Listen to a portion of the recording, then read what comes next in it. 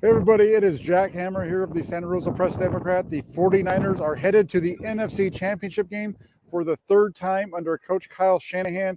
We're going to talk about their big win over the Dallas Cowboys here at Levi Stadium today. We'll go through all of it next on the 49ers postgame edition, Instant Reaction with Jack Hammer.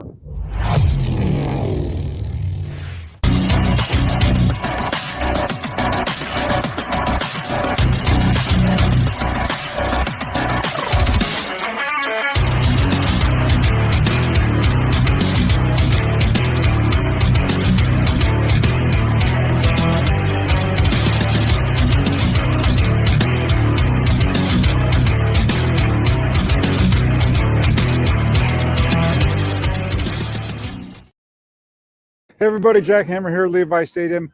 Huge win for the 49ers, 19-12 over the Dallas Cowboys. It was a tough, hard-fought game, but the 49ers have punched their ticket to the NFC Championship game for the second year in a row and third under Kyle Shanahan, beating the Dallas Cowboys here this evening. Next up for San Francisco is the Philadelphia Eagles. If you saw the Eagles on Saturday, you know that's going to be a tough matchup as well. But the 49ers are going to be taking on that team on Sunday in Philadelphia at Lincoln Financial Field, with the winner advancing to the Super Bowl in Glendale, Arizona. Now, Sunday's matchup here was a battle with both teams landing shots throughout the first half. A lot of body blows both ways. But in the fourth quarter, the 49ers saw all those body shots that they were giving Dallas start to pay dividends. Christian McCaffrey took the first play of the final quarter into the end zone for the lone 49ers touchdown of the game. Following a Cowboys field goal, Kyle Shanahan's offense would run nearly 8 minutes of clock, extend their lead with another field goal to go back up 7, and they'd win the game after that. I'll get into my 5 takeaways from the game, basically answering the questions that I asked prior to the game. But before I do that, I want to shout out a few folks over in the comment section. Raphael 5629ers, member of the Toolbox, great guy, always is on top of things for me. Says good evening, Jack, members of the Toolbox, and everyone. Hello, Raphael, and he wants to make sure you all like and subscribe. Those are the big things, and we're going to get to that in a few minutes. Harold Murillo, what a game! Let's go for it. This game was exactly what I thought it was going to be. I thought it was going to be a grinder. I thought the points were going to be a little bit more, but I thought this was going to be a hard-fought game, and it certainly was. We have Jesus M in the house. He says, "Niner gang." Tammy Rice wants to say what a game it was for everybody. We have Keith Baldwin in the house saying, "Beating the Cowboys is always sweet." That it sure is. Peter Lee, who joined me on my call-in show the other night. Hey, Jack and everyone, I knew we would win. Let's go Niners. Peter, you're better than me. I thought the 49ers had a chance to win here, but I didn't go into this game knowing that they were going to win, but you're better off than me. We've also got VT 2022 wants to know about the stupid play the Cowboys called at the end of the game. Tammy asked that same question. Does anyone have any idea what they were trying to do on that last play? I'll explain it to you. What they were trying to do was think back to if you're an old guy like me, you probably remember 1982, the Cal Golden Bears taking a kickoff at the end of the game and lateraling it all over the field and eventually scoring a touchdown on Stanford. That's really what they were trying to do. It was a playground type of play that you see a lot in flag football and that kind of stuff, where you got guys on both sides of the field. You have linemen there to protect. Basically, the goal was for Prescott was going to throw it to the receiver. That receiver was then going to lateral it around, and they were going to see if they could somehow manage their way down the field. But the play didn't work because the Dre Greenlaw blew up Ezekiel Elliott, who snapped the ball back. I mean, he just literally put him on his ass. And then the throw from Prescott, as soon as the receiver caught the ball, he didn't even have time to lateral it before he got drilled and put on the ground as well. I think it was actually Greenlaw that put the receiver on the ground. It was somebody else that ran over Ezekiel Elliott after the snap. But either way, the 49ers blew the play up. Didn't matter. But that's what they were trying to do there. They were trying to get a little tricky, trying to figure out some way to go almost 80 yards at the end there. Didn't work out for them. Let's see what else we got. We have Lucas Pesci, another member of the Toolbox, says, "I'm so hyped, still can't sleep, although it's already 6 a.m. here." Lucas, great to have you on board. I'm glad you pulled an all-nighter and you're able to talk to us now. But as Raphael 569er says, he asked me if I'm ready to head out to Philly. You bet your ass I'm ready to head out to Philly. Got my plane ticket already booked, got my hotel already booked, did all that. Did my plane ticket a couple of weeks ago to get ahead of the game, actually using less points to go to Philadelphia than I used to go to Chicago opening week. That's a good deal. This is what I wanted to say, though. You guys were talking to me earlier about different things. When it comes to liking and subscribing, I don't ask you guys to do super chats. I don't ask you to pay money on the channels, those kind of things. What I always ask you guys to do is like and subscribe. And the best thing that can do, as far as for me to get out to Philly, me to go to the Super Bowl, me to go to any game, if you guys want to see me covering the games on the road, is to make sure you are watching the shows. Make sure you're letting your friends and family know so that they can watch the shows, because the more people that watch the broadcasts, the more revenue that we get through the advertisements. It's not about you guys having to actually give me any money. It's about you guys just watching the show and letting those advertisement dollars come in. That's where the money really is on this platform. So hit that like button to help move the platform out. The more you guys hit the like button, the more it gets pushed out to other folks, because YouTube recognizes that people are liking the content, so they want to share it with other people. Same thing with the subscribe button. But if you guys hit those subscribe, the more subscribers we get, that helps as well. But last but not least, it's word of mouth, guys. You guys do a great job of coming in here, and I love and appreciate everybody that spends their time listening to me talk about football. It's fantastic, and I just ask that you let all your friends and family know. The more people that watch it, that's where the money comes from, and it's just really about getting eyeballs onto the channel. So do that for me. Let's get back to the game. Enough about me. We got E. Kim in the house as well. He says, "Hey, Jack." Hey, E. Kim, good to see you there. Greg T says, "Thank you, Jack, for doing this." Greg, thank you for watching. I appreciate it. This is going to be a fun show. I want to go through, hey, it's not very often. Let me do one more thing. You know what? I have a little personal thing that I want to share with you all. I'm going to do that after I go through my answers, because that's something that I want to get into. There's something special about this game that I want to share with everybody. My number one question coming into this thing was, can Brock Purdy handle the pressure? The answer to that was absolutely yes. Purdy found himself under pressure from the Dallas pass rush throughout the game, especially in the first half. The Cowboys were able to sack Purdy twice in the first, before halftime. They were able to get 4 hits on the rookie quarterback. Despite all that, Purdy was able to make enough plays to help the 49ers go in at halftime up 9-6.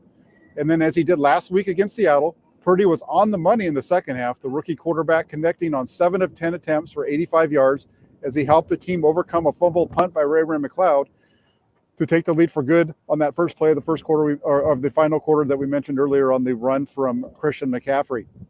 Purdy finished the game overall 19 of 29, 250 yards. He didn't have a touchdown, but more importantly, he had no interceptions. And here's the thing that I want to share with you about Brock Purdy. This is where Brock Purdy is different than anybody else. And we don't even have to talk about any player, but this is where Brock Purdy is different from what the 49ers have had under Kyle Shanahan in the playoffs in years past. In the second half of the game last week in Seattle, and you combine the second half of the game here tonight against the Dallas Cowboys, Brock Purdy is 16 of 21 for 270 yards and 2 touchdowns. His passer rating in the second half is 149.9. The perfect passer rating is 158.3. Think about that one for a second. You all know what the different memes and things like that have been shared around 49ers Twitter, probably even here on YouTube, about the performance of the fourth quarter quarterbacks and second half quarterbacking for the 49ers in the playoffs over the last 3 years. Think about that for a second. In the second half of his first two starts for a rookie who didn't start a game until Tampa Bay late in the season, he has connected on 16 of 21 attempts, a rating of 149.9, 270 yards and 2 touchdowns. I can't keep saying that enough. Brock Purdy is one of the reasons why he is a steadying force on this 49ers team, regardless of the fact that he is a rookie. And he is playing very well. He should be the starting quarterback when they come into next year. I believe that there should be a quarterback competition, which I think is fine. But he should be going into that as a leader, and he should have to be beaten out, which I don't think will happen if he continues to do what he's doing. Harold, I am doing good. I am great. I got to get on the field for the last couple of plays of the game. They always stand in the tunnel, and the media was able to get out on the field a little bit at the end. I was able to get out there. Hopefully you guys have been able to take a look at my channel. That final play is actually on the channel, along with the 49ers players and personnel leaving the field after the game, some views of the stadium and the noise It was an unbelievable experience, and I'll talk a little bit more about that in just a minute. But fantastic game for the 49ers. Fantastic game for Brock Purdy. And as Randall Riley said, Dak Prescott almost threw a pick six. So what? Well, he did throw a pick, but should have been a pick six. And it is a lot better to get lucky than good. And I'm going to tell you what, Brock Purdy, he was lucky, but he is damn good too. Now let's go on to the second question that I had was, will the 49ers find success on the ground? The answer to that one is yes, eventually. They didn't find it early on. San Francisco struggled against the Cowboys' speed in the first half, being held to only 27 yards on 11 attempts. I spoke with Spencer Burford briefly in the locker room after the game, just kind of asked him about what led into all that. And it's, at least from my vantage point up in the press box, it sure looked like the Cowboys' speed was giving the 49ers offensive line problems. And in speaking with him, he basically what he said is they just need to make sure they got a hat on a hat. They got their angles down right. They were able to get to the second level, all those types of things. And the 49ers offensive line made those adjustments in the second half. And you saw it throughout the second half, really. They were able to pave the way for Christian McCaffrey, Deebo Samuel, Elijah Mitchell. In the second half, they picked up 86 yards on 21 carries. So they went from under 3 yards a carry in the first half to over 4 in the second half. And that was another big piece of the reason why they were able to do what they did in the second half and really take over this game. McCaffrey, as we mentioned already a couple of times, got in the end zone for that deciding score to open the final quarter, but it was Elijah Mitchell who pounded out 49 yards on 13 second half carries, which really helped the 49ers offense take control of the game. And with those 31 total carries tonight, the 49ers are now 30-2 under Kyle Shanahan in games when they attempt at least 30 rushing attempts. So pretty good overall performance there for the 49ers in the running game. Like I said, it wasn't pretty early on, but they sure came in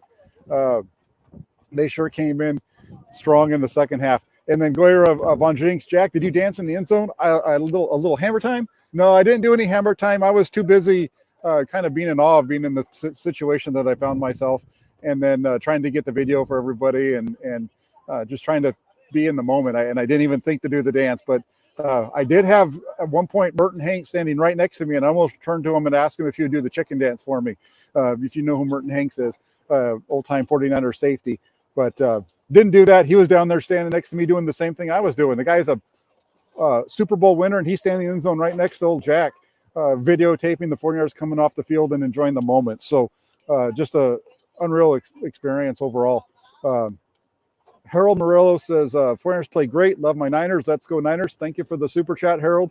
And it was a very good game for the 49ers today.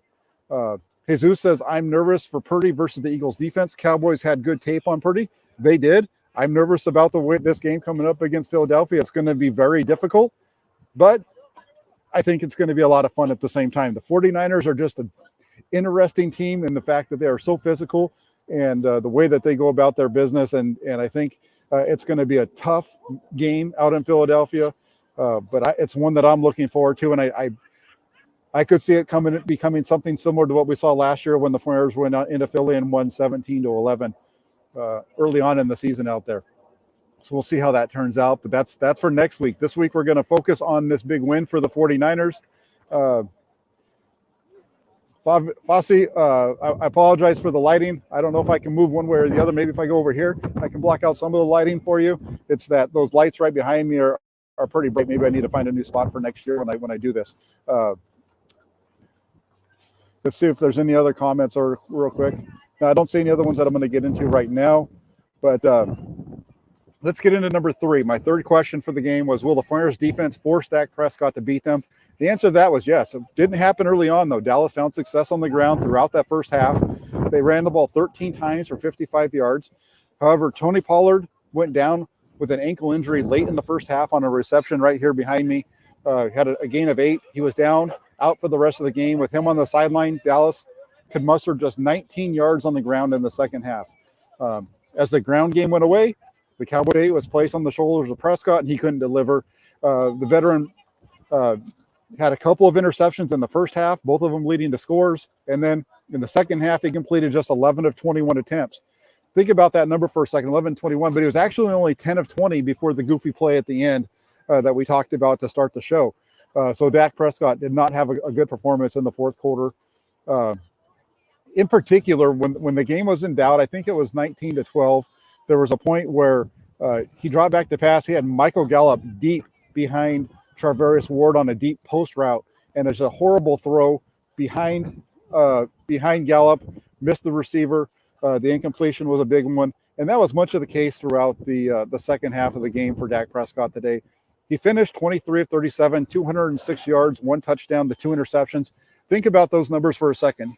Prescott threw the ball 37 times, had only 206 yards of total of completions, 46 of those coming on 1 completion to CeeDee Lamb. But 206 yards, 23 completions. We just talked about Brock Purdy. Brock Purdy had 213 yards on only 19. So Purdy had actually more yards on fewer completions and even fewer attempts than Dak Prescott tonight. The rookie outperforming the veteran. In terms of the fourth question that I had was, can the 49ers secondary keep everything in front of them? The answer to that was yes. For the second week in a row, the 49ers secondary did give up one deep ball. However, this time it didn't result in any points. Prescott connected with Lamb on that 46-yarder that I mentioned down the left sideline over the top of Deommodore Lenoir. But a couple plays later, Dallas tried to go deep again this time down the middle to CeeDee Lamb, and Fred Warner was running stride for stride with the receiver. Tremendous play, and that's why he's an all-pro. And outside of Lamb, no Cowboys receiver would get down the field. Instead, the Cowboys were forced to take the underneath throws, and the 49ers defense did a good job of rallying up to minimize the damage. Dalton Schultz was the Cowboys' second leading receiver. He had 10 targets on the game, had only 5 catches on those 10 targets, and just 27 yards thanks to solid coverage by the 49er safeties, Talanoa Hufanga, Jimmy Ward, Tayshaun Gibson, and then the linebackers as well, having a really solid day in coverage out there.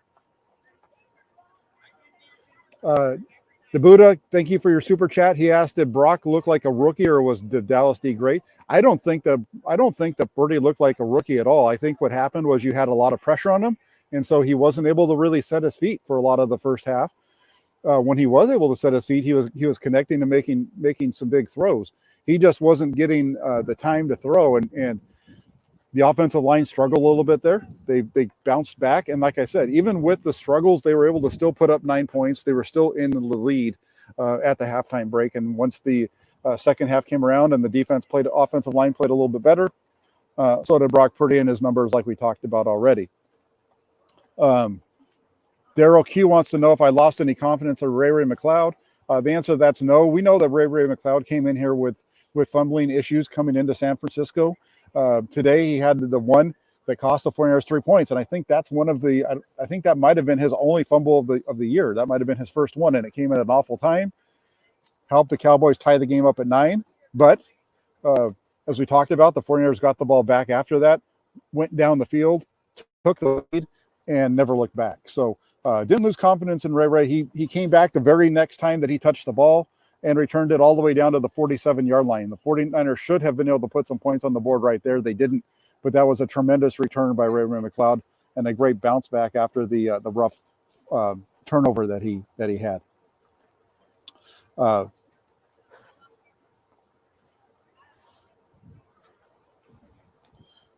Harold says, love the Jimmy Ward interview. Jimmy said that the 49ers are focused and ready for the next game. Fred Warner said it is a 1-0 season every week. Hushek said preparation starts now for the next game, and it does. I was actually filming an interview with Aaron Banks as Kyle Shanahan walked into the locker room. The two of them shared some words, and they talked about a couple of plays that worked and a couple of plays that they didn't even get to.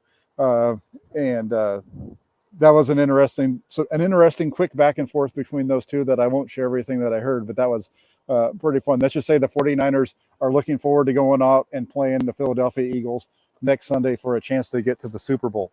Now, my last question for this game was, who wins the turnover battle? That was San Francisco. The 49ers recorded 2 takeaways to only 1 for the Cowboys.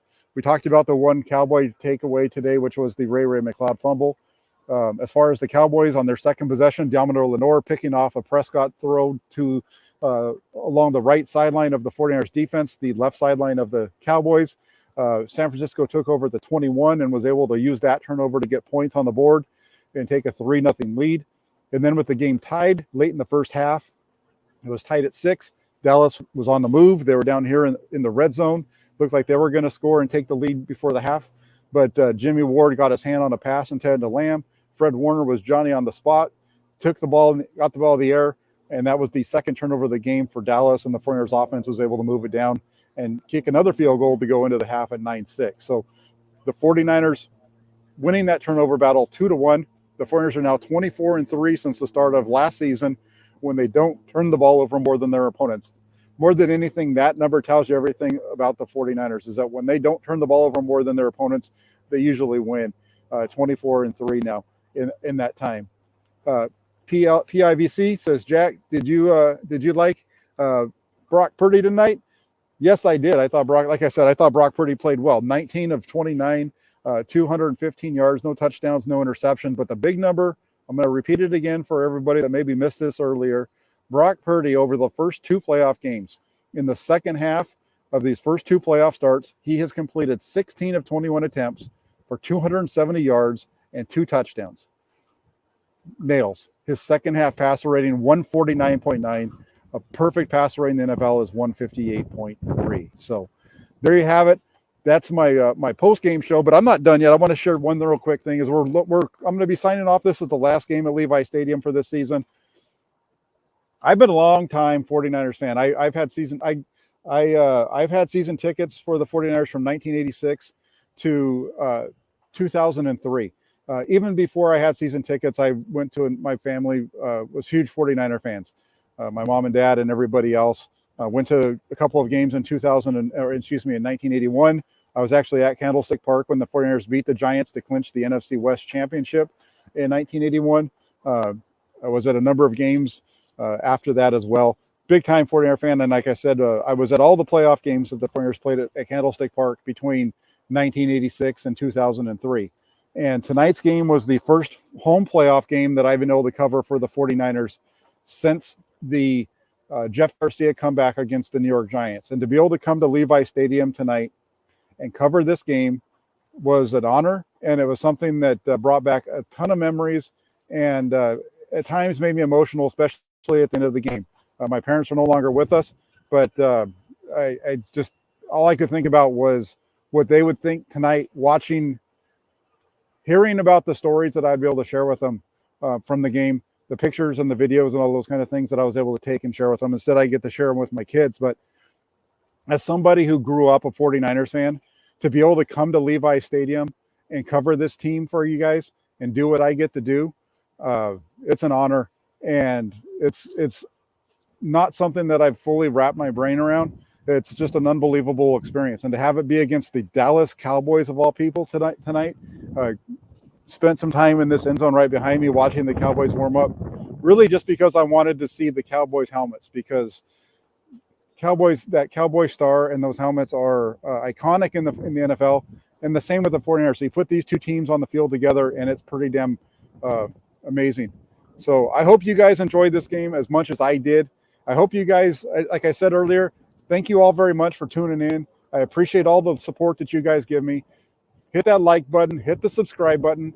And then if you guys could just do me a favor, the biggest thing that I need from you, other than hitting the like button and subscribe button and getting over to the Press Democrat, is to make sure that you share this channel with your friends and let them know about it. And the more views that it gets, that's where it helps me to be able to bring content to you from the games and be able to be at practice and all those kind of things. And Daryl says, Jack, keep grinding. We see the work you put in, and you got that, buddy. It's not a grind. It's a lot of work and it's a lot of hours. I'm going to get home tonight somewhere around midnight, and I'll be up in the morning for my regular day job that I do to help pay the bills in the meantime. But I love football. I grew up around football, played football, did a bunch of stuff with it, and it's my passion. So that's why I do this, and that's why hopefully that comes through with everything that you see from me on this channel. So again, everybody, I want to say thank you very much. Have a great rest of your Sunday. Have a great week ahead. It's going to be a lot of fun as we prepare for the 49ers taking on the Eagles next Sunday out in Philly. Take care, everybody. I'll be talking to you soon. Hit that like button, hit the subscribe button, please, and share it with your friends. Take care.